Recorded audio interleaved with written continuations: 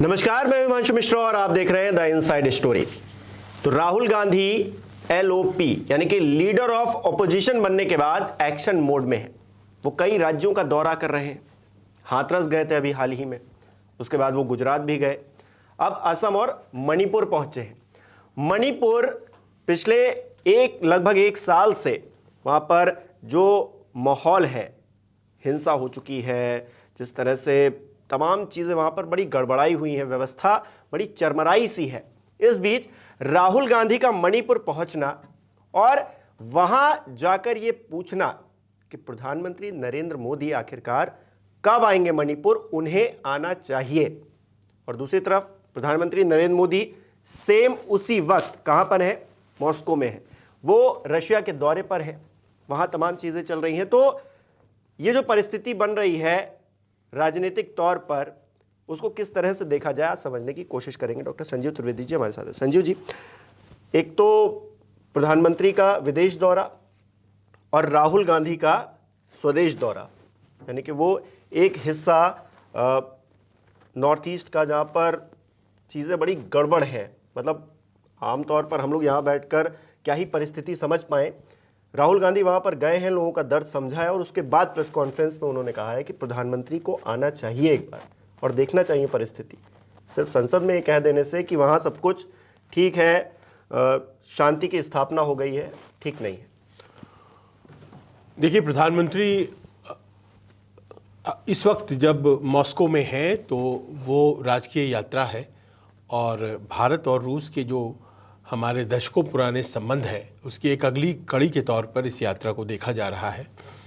उनकी मुलाकात 22वें जो हर साल शिखर सम्मेलन होते हैं, 22nd एनुअल समिट, उसमें कल होने जा रही है प्रधानमंत्री के साथ। मंगलवार को राष्ट्रपति पुतिन रहेंगे उसमें मौजूद और वहाँ पर वो भारतवंशियों से भी मुलाकात करेंगे और उसके बाद वो चले जाएंगे वियना, ऑस्ट्रिया, और ऑस्ट्रिया में वो 9 और 10 तारीख को रहेंगे। 9 तारीख की शाम में वहाँ पहुँच जाएंगे। सुबह का कार्यक्रम मॉस्को का है और 40 सालों से वहाँ प्रधानमंत्री कोई नहीं गए हमारे देश के। तो वहाँ ऑस्ट्रिया पहुँच रहे हैं और ऐसे वक्त पर जा रहे हैं प्रधानमंत्री मॉस्को जब आप जानते हैं कि रूस यूक्रेन युद्ध वो लगातार चल रहा है और वो एक ऐसा युद्ध है जिसमें भारत अपने आप को पोजीशन लेने से, वो इस तरफ है या इस तरफ है, उससे बचता रहा है। लेकिन उसके व्यापारिक संबंध, ख़ास तौर पर जो तेल खरीदने का सिलसिला है, वो रूस से जारी रहे हैं। भले ही पश्चिमी देश कहता है कि आप मत तेल खरीदिए, और उसका सीधा फ़ायदा हम भारतीयों को हुआ है कि युद्ध की वजह से तेल के दाम आसमान पर नहीं पहुँचे। जहाँ पहले थे 100 रुपये के आसपास, वो बढ़ चुके थे। उस पर मोदी सरकार कंट्रोल नहीं लगा पाई थी। लेकिन अगर आप मान लीजिए कि 100 रुपये से ऊपर चले जाते तो क्या होता? अगर रूस नहीं देता तो मामला और गड़बड़ा सकता था। तो इस संदर्भ में हम कह सकते हैं कि रूस के साथ हमने संबंधों को बेहतर रखा है और रूस ये बात मानकर चलता है कि हम उनके मित्र हैं। हालांकि बहुत से ऐसे मुद्दे हैं जिस पर हमारी अलग राय है। तो इस लिहाज से वो यात्रा जो प्रधानमंत्री की है वो काफ़ी अहम है। लेकिन आपने ये देखा कि राहुल गांधी ठीक उसी दिन जिस दिन प्रधानमंत्री रूस गए हैं, मणिपुर पहुँचे और ये लीडर ऑफ ऑपोजिशन के तौर पर उनकी पहली यात्रा होगी मणिपुर की। लेकिन पिछले जब से क्राइसिस शुरू हुआ है पिछले साल से मणिपुर में, तब से उनकी ये तीसरी यात्रा है। पहले भी वो गए थे, उसके बाद भारत जोड़ो यात्रा के दौरान वो गए मणिपुर और उसके बाद अब जा रहे हैं। वहाँ पहुंचकर उन्होंने प्रेस कॉन्फ्रेंस किया और जैसा कि आपने कहा, उन्होंने कहा भी कि प्रधानमंत्री को यहाँ आना चाहिए। जो दूसरी बातें उन्होंने कही वो बहुत महत्वपूर्ण हो जाती हैं कि अभी भी वहाँ के वो कैंपों में गए तो अभी भी हालात सामान्य नहीं हैं। राज्य 2 टुकड़ों में बटा हुआ है और एक तरफ कुकीज़ और दूसरी तरफ मेटीज़, ये दोनों ट्राइब्स हैं वहाँ के और दोनों एक दूसरे से युद्ध कर रहे हैं। एक गृह युद्ध जैसी स्थिति उस राज्य में है और केंद्र एक मूक दर्शक की तरह और कोई भी एजेंसी वहाँ पर शांति स्थापित नहीं कर पाई है। आर्मी है वहाँ पर, लेकिन आर्मी तो केवल थोड़ी देर के लिए शांति रहे उसकी व्यवस्था कर सकती है। एक जो लॉन्ग टर्म पीस है उसको सुनिश्चित नहीं कर पाई है। और यहाँ पर ये क्वेश्चन तो है आज की तारीख में कि प्रधानमंत्री मोदी जब से इस क्राइसिस की शुरुआत हुई है तब से आज तक वो मणिपुर गए नहीं। लोकसभा चुनाव के दौरान भी प्रचार कार्य में वो नहीं गए और उसका खामियाजा भारतीय जनता पार्टी को भुगतना पड़ा। वहाँ से उनके दोनों सांसद हार गए और कांग्रेस के सांसद जीत गए। जबकि ऐसा नहीं है कि वो नॉर्थ ईस्ट नहीं गए, नॉर्थ ईस्ट गए प्रधानमंत्री, लेकिन मणिपुर नहीं गए, वहां तक नहीं पहुंचे। अब कुछ लोग इसके बारे में ये कह रहे हैं कि अगर वो जाएंगे तो उनकी सिक्योरिटी, और मतलब उनका एक काफिला होता है, प्रधानमंत्री एक सिक्योरिटी में रहते हैं, तो वहां पर डिस्टर्बेंस होगी, इसलिए नहीं जा रहे हैं। बीजेपी के नेता ऐसा कहते हैं।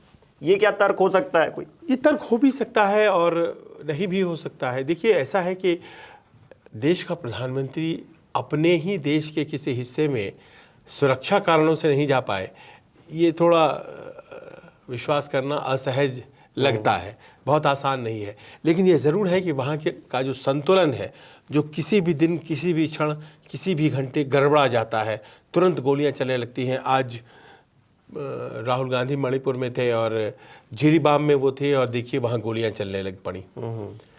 तो व्यवस्था तो करनी पड़ेगी सिक्योरिटी की और जाएंगे।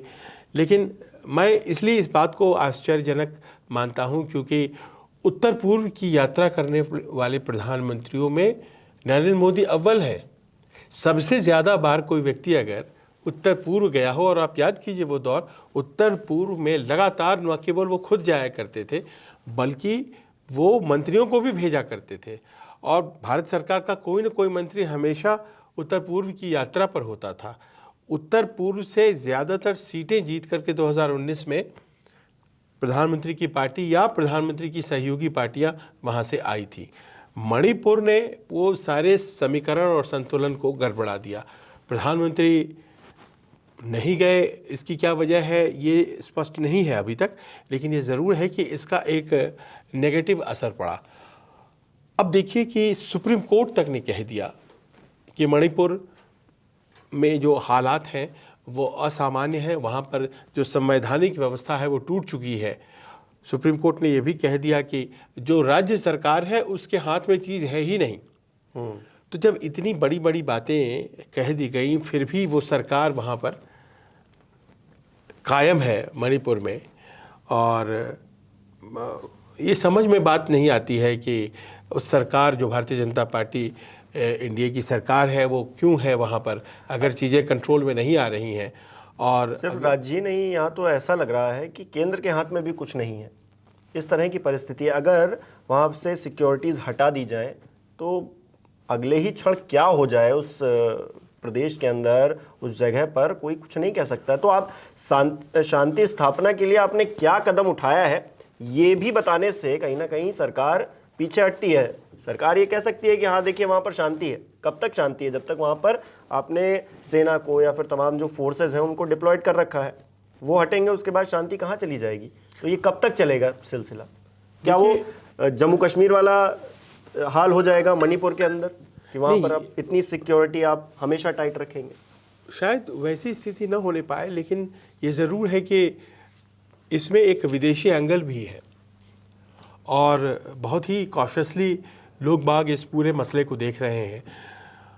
आप जानते हैं कि वहाँ माइतीज़ और कुकीज़ के बीच जो लड़ाई है दोनों ट्राइब्स के बीच में, तो माइतीज़ जो हैं वो सत्ता में हैं, उन्हीं के मुख्यमंत्री हैं और सबसे ज़्यादा विधायक हैं। लेकिन कुकीज़ जो है वो पहाड़ों में रहते हैं, माइतीज़ पठार प्लेन्स में रहते हैं।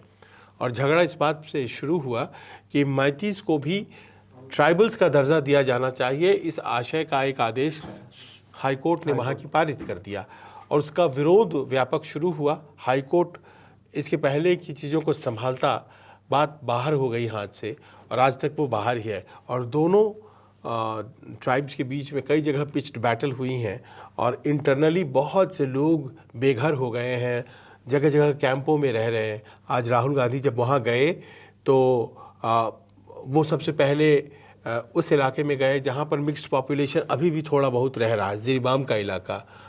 वहाँ पर वो गए और दोनों समुदायों के लोगों से बातचीत की, उनके दुख दर्द को सुना, समझा और कहा कि आपके मुद्दे को हम उठाते रहे हैं, फिर उठाएंगे। उसके अलावा फिर वो गए कुकीज़ के इलाके में, चोराचांदपुर एक ज़िला है वहाँ पर, वहाँ वो गए, सेपरेटली उनसे मिला। वो भी डिस्प्लेस्ड है, वो भी अपने घरों को छोड़ करके कहीं और रह रहे हैं, बहुत से लोग उन कुकीज़ में भी। फिर वो गए मेतीज़ के इलाके में, मेतीज़ के इलाके जो कि विष्णुपुर में मोयरंग का इलाका है, वहाँ पर मेतीज़ हैं जो कि भी डिस्प्लेस्ड हैं, जो कि भी बेघर हो चुके हैं। उनके कैंपों में जाकर उनसे मुलाकात किए। तो लाभ तो किसी को हो नहीं रहा है, वहाँ पर सब लोग परेशान हैं, किसी के भी हाथ कुछ नहीं लग रहा है। अपने अपने घरों में जो रहा करते थे लोग आज कैंपों में रहने को मजबूर हैं। लेकिन इसमें विदेशी एंगल आया हुआ है कि कुकीज़ जो होते हैं वो जुड़े होते हैं म्यांमार में जो कुकीज़ होते हैं उनसे भी, और कहा यह जा रहा है कि कुछ उनकी भूमिका भी है। और ये अपुष्ट हो सकता है, लेकिन जो ड्रग ट्रैफिकिंग का एक रैकेट है वो पता नहीं कैसे, मोरे एक इलाका है उस तरफ वो ऑपरेट करता है, कैसे करता है, बहुत ज़्यादा जानकारी और अपुष्ट खबरें हैं इसी कारण से। लेकिन उनका भी एक दखल है, तो इस कारण से विदेशी जो एंगल है इसका भारत सरकार की ही भूमिका वहाँ पर आती है, क्योंकि वो कोई राज्य प्रशासन के द्वारा या वहाँ की पुलिस के द्वारा या फौज के द्वारा तो सॉल्व हो नहीं सकता है। तो ऐसा लगता है कि बहुत सही जगह पर उंगली रखा है राहुल गांधी ने, लीडर ऑफ ऑपोजिशन है।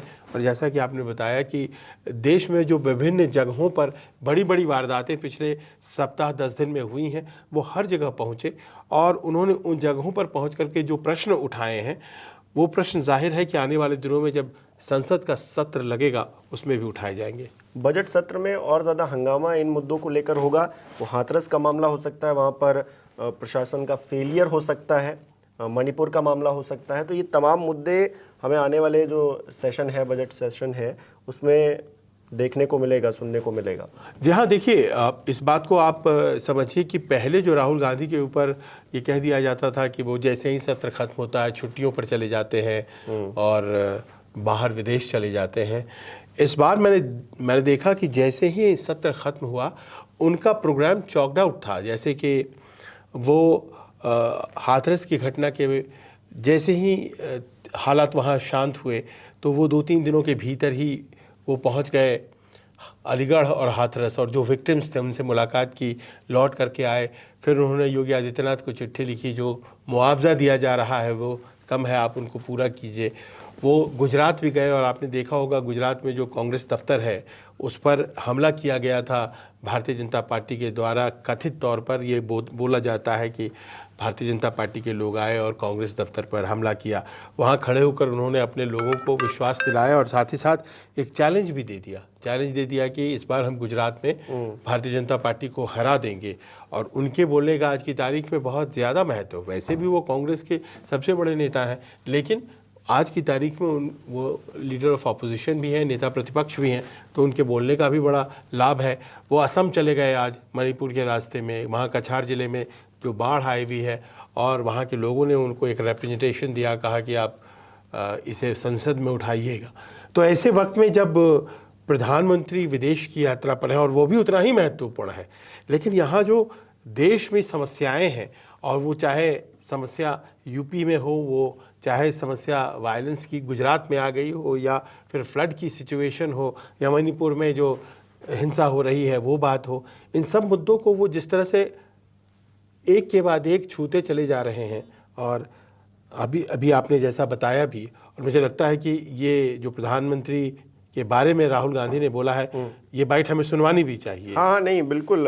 जो राहुल गांधी ने बात कही है कि प्रधानमंत्री को भी मणिपुर आना चाहिए, वो भी आपको सुनना चाहिए। मैं प्रधानमंत्री से रिक्वेस्ट करता हूं कि वो देश के प्रधानमंत्री हैं, मणिपुर एक प्रदेश है, और प्रधानमंत्री को बहुत पहले विजिट करना चाहिए था, मगर मणिपुर को ज़रूरत है कि हिंदुस्तान के प्रधानमंत्री यहाँ आए और जो यहाँ हो रहा है उसको समझने की कोशिश करें, और जनता की जो आवाज़ है, जनता का जो दुख है, दर्द है, उसको सुने।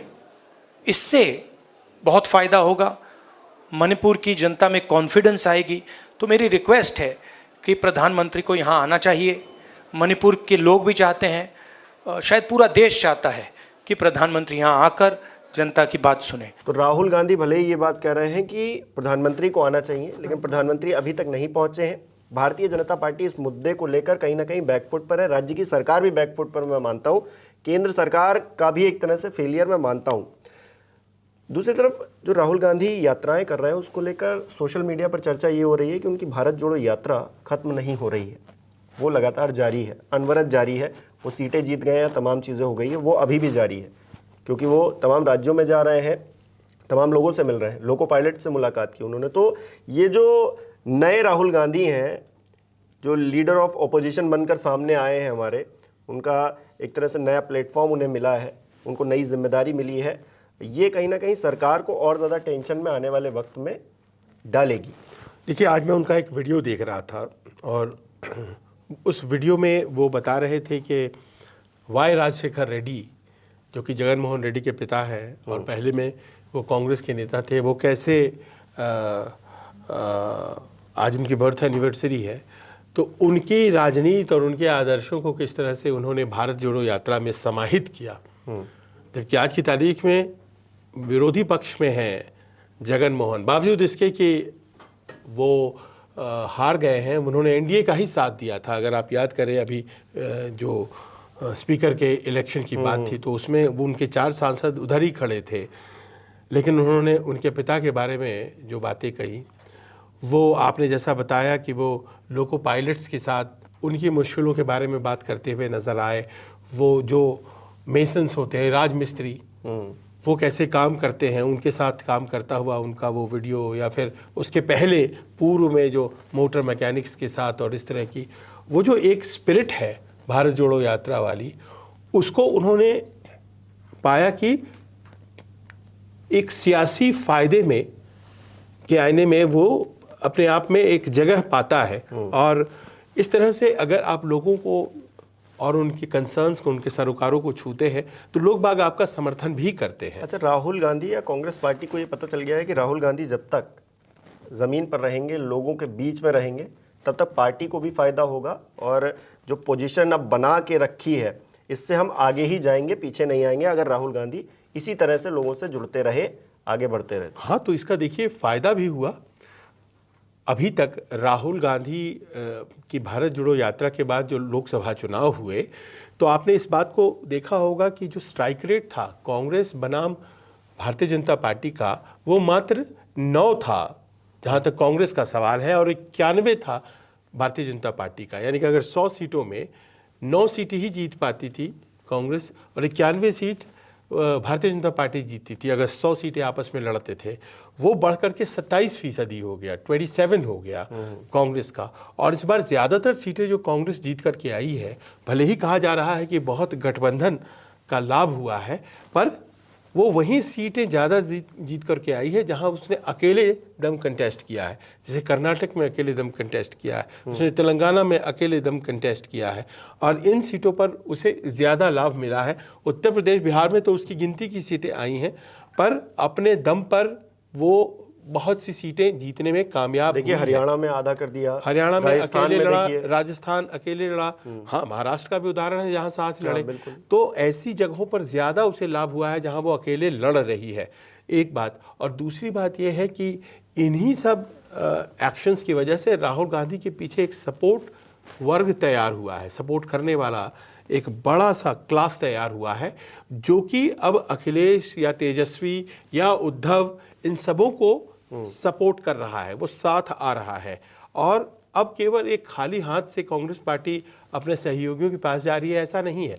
और वो ये सब प्रयास जो है वो दरअसल कांग्रेस को ये लाभ दे रहे हैं।